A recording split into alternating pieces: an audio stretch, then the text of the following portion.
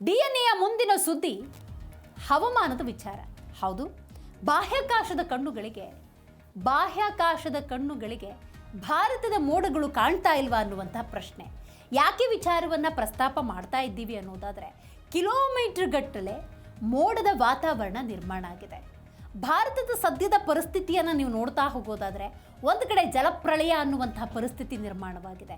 ಭೂಕುಸಿತದ ಸನ್ನಿವೇಶಗಳನ್ನು ನಾವು ಬಹುತೇಕ ಎದುರಿಸ್ತಿರುವಂತಹ ಒಂದು ಪರಿಸ್ಥಿತಿಯಲ್ಲಿ ಬಾಹ್ಯಾಕಾಶದ ಕಣ್ಣುಗಳಿಗೆ ಭಾರತದ ಮೋಡಗಳ ಗೋಚರ ಯಾವ ರೀತಿ ಇದೆ, ಇದಕ್ಕೆ ಸಂಬಂಧಪಟ್ಟಂಥ ವೆರಿ ಇಂಪಾರ್ಟೆಂಟ್ ಡೀಟೇಲ್ಸನ್ನು ನೋಡ್ತಾ ಹೋಗೋಣ. ಭಾರತದ 95% ಭೂಭಾಗಕ್ಕೆ ಮೋಡದ ಆವರಣ. ಹೌದು, ಇನ್ಸ್ಯಾಟ್ 3DR ಮತ್ತು ಇನ್ಸ್ಯಾಟ್ 3DS ಉಪಗ್ರಹಗಳಿಂದ ಅದ್ಭುತ ಚಿತ್ರದ ರವಾನೆಯಾಗಿದೆ. ನಕ್ಷೆಯಲ್ಲಿ ನಾವು ನೋಡುವ ಭೂಪಟದ ಬದಲಿಗೆ ಇಡೀ ದೇಶವೀಗ ಕೇವಲ ಬಿಳಿ ಬಣ್ಣದ ದಟ್ಟ ಮೋಡಗಳ ರಾಶಿಯ ಥರ ಗೋಚರ ಆಗ್ತಾ ಇದೆ. DNA ಸ್ಕ್ರೀನ್ ಮೇಲೆ ನೀವು ಗಮನಿಸಬಹುದು ಅದು ಹೆಂಗೆ ವ್ಯಾಪಿಸಿದೆ ಅಂತ. ಸಹಜವಾಗಿ ಈ ರೀತಿಯ ಉಪಗ್ರಹಗಳ ಚಿತ್ರಗಳು ಅಂದಾಗ ಒಂದು ನಕ್ಷೆ ಕಾಣುತ್ತೆ, ಆದರೆ ಇಲ್ಲಿ ಏನು ಗೋಚರ ಆಗ್ತಾ ಇದೆ? ಕೇವಲ ಬಿಳಿ ಬಣ್ಣದ ದಟ್ಟ ಮೋಡಗಳ ರಾಶಿ. ಸುಮಾರು 36,000 ಕಿಲೋಮೀಟರ್ ಎತ್ತರದಿಂದ ಇಸ್ರೋ ಸೆರೆ ಹಿಡಿದಿರುವ ಈ ದೃಶ್ಯ ಭಾರತದ ಮುಂಗಾರಿನ ಅಸಲಿ ತಾಕತ್ತನ್ನು ತೋರಿಸಿದೆ. ಇಸ್ರೋ ಬಿಡುಗಡೆ ಮಾಡಿರುವ ಇತ್ತೀಚಿನ ಉಪಗ್ರಹ ಚಿತ್ರ ಏನಿದೆ, ಇಡೀ ದೇಶವನ್ನು ಬೆರಗುಗೊಳಿಸಿದೆ. ಭಾರತದಾದ್ಯಂತ ಪ್ರಚಂಡ ಮಳೆಯ ಮುನ್ಸೂಚನೆ ಇದು. ಇನ್ಸ್ಯಾಟ್ 3DR ಮತ್ತು ಇನ್ಸ್ಯಾಟ್ 3DS ಉಪಗ್ರಹಗಳು ಭೂಮಿಯಿಂದ 36,000 ಕಿಲೋಮೀಟರ್ ಎತ್ತರದಿಂದ ರವಾನಿಸಿರುವ ಇನ್ಫ್ರಾರೆಡ್ ಚಿತ್ರಗಳಲ್ಲಿ ದೇಶದ 95% ಭಾಗ ಏನಿದೆ ದಟ್ಟ ಮುಂಗಾರು ಮೋಡಗಳು ಆವರಿಸಿರುವ ಚಿತ್ರವನ್ನು ಬಿಡುಗಡೆ ಮಾಡಿದೆ.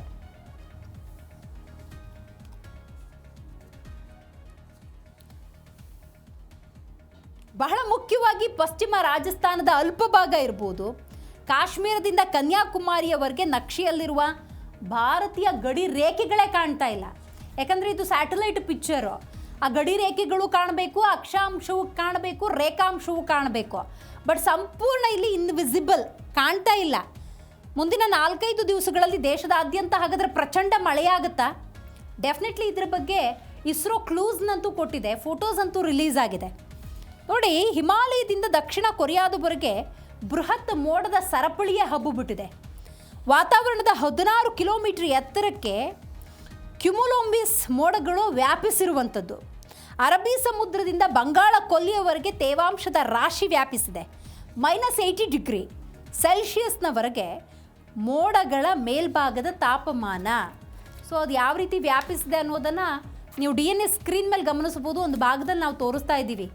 ಎಲ್ಲ ರೇಖೆಗಳು ಗೋಚರ ಆಗಬೇಕು, ಬಟ್ ಯಾವುದೂ ಕೂಡ ಕಾಣಿಸ್ತಾ ಇಲ್ಲ. ವಾತಾವರಣದಲ್ಲಿ ನಿರ್ಮಾಣವಾಗಿರುವಂತಹ ಮೋಡಗಳ ಸಾಲು ಸಾಧಾರಣವಾದದ್ದೇನಲ್ಲ. ಪ್ರಚಂಡ ಮಳೆ, ಭೀಕರ ಮಳೆಯೇ ಬರಬಹುದು. ಈ ಸ್ಯಾಟಲೈಟ್ ಪಿಕ್ಚರ್ಸ್ ಅದನ್ನು ಒತ್ತಿ ಹೇಳ್ತಾ ಇದ್ರು ಕೂಡ ಯಾವ ರೀತಿ ಪರಿಣಾಮವನ್ನು ಎದುರಿಸಬೇಕಾಗುತ್ತೆ ಅನ್ನೋದನ್ನು ಗಮನಿಸ್ಬೋದು. ಬಟ್ ಈಗಾಗಲೇ ನೀವು ಜಮ್ಮು ಕಾಶ್ಮೀರ, ಅಸ್ಸಾಂ ಭಾಗದಲ್ಲಿ ಪ್ರಳಯ ಸದೃಶ ರೀತಿಯ ಒಂದಷ್ಟು ಸಮಸ್ಯೆಗಳನ್ನು ಎದುರಿಸ್ತಿರೋದನ್ನು ನೀವು ಈಗಾಗಲೇ ಗಮನಿಸಿದ್ದೀರಿ. ಇನ್ನು ಬಹಳ ಮುಖ್ಯವಾಗಿ ಗಾಡ್ಜಿಲ್ಲಾ ಎಲ್ ನೀನೋ ಧೂಳಿಪಟ. ಭಾರತ ಒಂದು ರೀತಿ ಜಮ್ಮು ಕಾಶ್ಮೀರ, ಅಸ್ಸಾಂ ಈಗಾಗಲೇ ನಾನು ಉಲ್ಲೇಖ ಮಾಡ್ತಾ ಇದ್ದೆ, ಪ್ರಳಯ ಸದೃಶ ಅನ್ನುವಂತಹ ಮಳೆಯ ವಾತಾವರಣ, ಭೂಕುಸಿತದಂತಹ ಸಮಸ್ಯೆಗಳು, ಗುಡ್ಡಕ್ಕೆ ಗುಡ್ಡವೇ ಕುಸಿಯುವಂಥ ಸನ್ನಿವೇಶಗಳು. ಈಗ ವಾಹನಗಳೆಲ್ಲ ಹೆಂಗೆ ಕೊಚ್ಕೊಂಡು ಹೋಗ್ತಾ ಇತ್ತು, ನಾಗರಿಕ ಪರಿಸ್ಥಿತಿ ಅನ್ನೋದು ಹೆಂಗೆ ದಿಕ್ಕಟ್ಟು ಹೋಗಿತ್ತು ಅನ್ನೋದನ್ನು ಗಮನಿಸಿದ್ವಿ. ಅಂದರೆ ಯಾವ ರೀತಿ ಮಳೆಯ ಪರಿಸ್ಥಿತಿ ಅನ್ನೋದು ನಿರ್ಮಾಣ ಆಗಿದೆ ಅಂತ ಹೇಳಿ. ಬಟ್ ಇದಕ್ಕೆ ಸಂಬಂಧಪಟ್ಟಂತೆ ನೋಡಿ, ಈ ವರ್ಷ ಭಾರತಕ್ಕೆ ಭೀಕರ ಬರಗಾಲ ಕಾದಿದೆ ಅಂತ ಹವಾಮಾನ ತಜ್ಞರು ಅಂದಾಜಿಸಿದರು. ಗಾಡ್ಜಿಲ್ಲಾ ಎಲ್ ನೀನೋ ಭೀತಿ ಈಗ ಸಂಪೂರ್ಣ ನಿಷ್ಕ್ರಿಯಗೊಂಡಿದೆ. ಸ್ಥಳೀಯ ವಾತಾವರಣದ ಪ್ರಭಾವಕ್ಕೆ ಜಾಗತಿಕ ಹವಾಮಾನದ ಲೆಕ್ಕಾಚಾರಗಳೇ ಉಲ್ಟಾಪಲ್ಟಾಗಿದೆ. ರೈಟ್ ನಾವು ಕೂಡ ಈಗ ನೋಡಿ ಸ್ಯಾಟಲೈಟ್ ಪಿಕ್ಚರ್ಸನ್ನು ನಿಮ್ಮ ಮುಂದೆ ನಾವು ಬಿಡ್ತಾ ಇದ್ದೀವಿ. ಯಾಕಂದರೆ ಇದು ಸ್ಯಾಟಲೈಟ್ನ ಪಿಕ್ಚರ್ಸ್. ಇಸ್ರೋ ಕೂಡ ಹವಾಮಾನಕ್ಕೆ ಸಂಬಂಧಪಟ್ಟಂಥ ವಾಸ್ತವತೆಯನ್ನು ನಿಮ್ಮ ಮುಂದಿಡೋ ಪ್ರಯತ್ನ ಮಾಡಿದೆ. ನೋಡಿ, ಆ ಫೋಟೋಸನ್ನು ಗಮನಿಸಿದ್ರೆ ಯಾವ ರೇಖೆಗಳು ಕೂಡ ಕಾಣ್ತಾ ಇಲ್ಲ. ಅಕ್ಷಾಂಶ, ರೇಖಾಂಶ, ಗಡಿ ರೇಖೆಗಳು ಕಾಣ್ತಾ ಇಲ್ಲ. ಸುಮಾರು 12-16 ಕಿಲೋಮೀಟರ್ ವ್ಯಾಪಿಸಿದೆ ಮೋಡಗಳು ಅನ್ನೋದಾದರೆ ಎಂಥ ಒಂದು ಪ್ರಚಂಡ ಮಳೆ ಬರಬಹುದು. ಬಟ್ ವಾಸ್ತವದಲ್ಲಿ ನೋಡ್ತಾ ಹೋಗೋದಾದರೆ ಉತ್ತರ ಭಾರತದಲ್ಲಿ ಮಳೆಯ ಪ್ರಮಾಣ ಇದ್ರೂ ಕೂಡ ದಕ್ಷಿಣದಲ್ಲಿ ಅಂತ ಯಾವುದೇ ರೀತಿಯ ಗೋಚರಗಳು ಲಭ್ಯ ಆಗ್ತಾ ಇಲ್ಲ. ಇನ್ನು ಅಸ್ಸಾಂ ಮತ್ತು ಗುಜರಾತ್ನಲ್ಲಿ ಜಲಪ್ರಳಯ. ಹೌದು, ಅಲ್ಲಿ ಪರಿಸ್ಥಿತಿ ಹಾಗೇ ಇದೆ. ಯಾಕಂದರೆ ಜನಜೀವನ ಸಂಪೂರ್ಣವಾಗಿ ಅಸ್ತವ್ಯಸ್ತ ಆಗಿದೆ. ಈಗೇನು ನಾವು ವೆದರ್ ರಿಪೋರ್ಟ್ ಮೋಡಗಳ ಸಂಪೂರ್ಣ ಚಿತ್ರಣವನ್ನು ನಿಮ್ಮ ಮುಂದೆ ಇಡ್ತಾ ಇದ್ದೀವಿ, ಅಂಥ ಒಂದು ಪರಿಸ್ಥಿತಿ ಈಗಾಗಲೇ ಗುಜರಾತಲ್ಲಿರ್ಬೋದು, ಅಸ್ಸಾಂ ಇರ್ಬೋದು, ಜಮ್ಮು ಕಾಶ್ಮೀರದಲ್ಲಿ ಎದುರಿಸುವಂತಹ ಪರಿಸ್ಥಿತಿ ನಿರ್ಮಾಣವಾಗಿದೆ. ಈಗ ರಸ್ತೆ ಇದೆ ಅಂತ ಹೇಳಿದ್ರೆ ರಸ್ತೆಯ ನಡುವೆ ಭೀಕರವಾದಂತಹ ಪರಿಸ್ಥಿತಿ ನಿರ್ಮಾಣವಾಗಿದೆ. ಸಂಪರ್ಕಗಳೇ ಕಡಿತಗೊಳ್ತಾ ಇದೆ. ಅಸ್ಸಾಂನಲ್ಲಿ ಭೀಕರ ಪ್ರವಾಹಕ್ಕೆ 41 ಮಂದಿ ಸಾವಿಗೀಡಾಗಿದ್ದಾರೆ. ನೋಡಿ, ಆ ದೃಶ್ಯಾವಳಿಯಲ್ಲಿ ಗಮನಿಸಿದ್ರೆ ಗೊತ್ತಾಗುತ್ತೆ, ಅದು ರಸ್ತೆಯೋ ನದಿಯೋ ಯಾವುದೂ ಕೂಡ ಗೊತ್ತಾಗೋದಿಲ್ಲ ಅಂತ ಒಂದು ಪರಿಸ್ಥಿತಿ ನಿರ್ಮಾಣವಾಗಿದೆ. ನೋಡಿ, ಅಸ್ಸಾಂನ ಭೀಕರ ಪ್ರವಾಹಕ್ಕೆ 41 ಮಂದಿ ಸಾವಿಗೀಡಾಗಿದ್ದಾರೆ. 80ಕ್ಕೂ ಹೆಚ್ಚು ಜನ ನಾಪತ್ತೆ. ಪರಿಸ್ಥಿತಿ ಅಯೋಮಯ ಆಗಿದೆ. 25 ಜಿಲ್ಲೆಗಳ 1800 ಹಳ್ಳಿಗಳು ಜಲಾವೃತ ಆಗಿದೆ.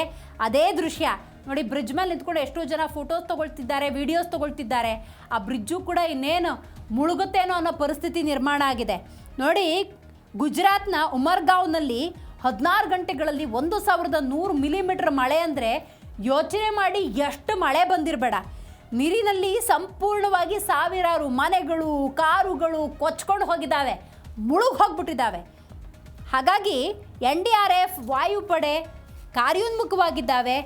ರಕ್ಷಣಾ ವ್ಯವಸ್ಥೆ ಕೂಡ ನಡೀತಾ ಇದೆ. ಅಮಿತ್ ಶಾ ಗೃಹ ಇಲಾಖೆ ಸಚಿವರು ಸಂಪೂರ್ಣ ಭರವಸೆಯನ್ನು ಕೊಟ್ಟಿದ್ದಾರೆ. ಕರ್ನಾಟಕಕ್ಕೆ ಬರೋಣ. ಕರ್ನಾಟಕದ 14 ಜಿಲ್ಲೆಗಳಲ್ಲಿ ಯೆಲ್ಲೋ ಅಲರ್ಟ್ ಘೋಷಣೆ. ಹವಾಮಾನ ಇಲಾಖೆಯಿಂದ ಯೆಲ್ಲೋ ಅಲರ್ಟ್ ಅಂತ ಘೋಷಣೆಯಾಗಿದೆ.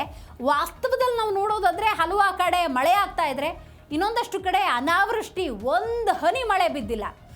ಆದರೆ ಕರಾವಳಿ, ಮಲೆನಾಡು, ಉತ್ತರ ಒಳನಾಡಿನಲ್ಲಿ ಭಾರಿ ಮಳೆಯ ಮುನ್ಸೂಚನೆಯನ್ನು ಹವಾಮಾನ ಇಲಾಖೆಯ ಕೊಟ್ಟಿದೆ. ಅಧಿಕೃತ ಮಾಹಿತಿ ಇದು. ಬೆಳಗಾವಿಯಲ್ಲಿ ಕೃಷ್ಣಾ ನದಿಯ ಅಬ್ಬರ ಜೋರಾಗಿದೆ. ಬಿಕಾಸ್ ಮಹಾರಾಷ್ಟ್ರದ ಪಶ್ಚಿಮ ಘಟ್ಟಗಳಲ್ಲಿ ಅತಿ ಹೆಚ್ಚು ಮಳೆಯಾದಾಗ ಇಲ್ಲಿ ಸಹಜವಾಗಿ ಮಳೆಯಾಗುತ್ತೆ. ಇನ್ನು ಚಿಕ್ಕೋಡಿ ವ್ಯಾಪ್ತಿಯ 5 ಸೇತುವೆಗಳು ಜಲಾವೃತಗೊಂಡಿದ್ದಾವೆ. ಇನ್ನು ಮಲೆನಾಡು ಭಾಗ ಅಂತ ನಾವು ತಗೊಳ್ಳೋದಾದರೆ ಶಿವಮೊಗ್ಗ, ಚಿಕ್ಕಮಗಳೂರು, ಶಿವಮೊಗ್ಗ ಈ ಭಾಗದಲ್ಲಿ ಭಾರಿ ಮಳೆಯಾಗುವಂತಹ ಮುನ್ಸೂಚನೆಯನ್ನು ಕೊಡಲಾಗಿದೆ. ಕರಾವಳಿ ಭಾಗದಲ್ಲೂ ಕೂಡ ಅತಿ ಹೆಚ್ಚು ಮಳೆಯಾಗುತ್ತೆ ಎನ್ನುವಂಥ ಸ್ಪಷ್ಟ ಸಂದೇಶವನ್ನು ಹವಾಮಾನ ಇಲಾಖೆ ಕೊಟ್ಟಿದೆ. ವಾಸ್ತವದಲ್ಲಿ ಕರ್ನಾಟಕದ ಪರಿಸ್ಥಿತಿ ಹೆಂಗಾಗಿದೆ ಅಂತ ಹೇಳಿದ್ರೆ ಒಂದಷ್ಟು ಕಡೆ ಭಾರಿ ಮಳೆ ಇದ್ದರೆ ಮಗದಷ್ಟು ಕಡೆ ನೀವು ಗಮನಿಸಬಹುದು ಒಂದು ಹನಿ ಕೂಡ ಮಳೆ ಬಿದ್ದಿಲ್ಲ. ಅಂತಹ ಒಂದು ಪರಿಸ್ಥಿತಿ ನಿರ್ಮಾಣವಾಗಿದೆ.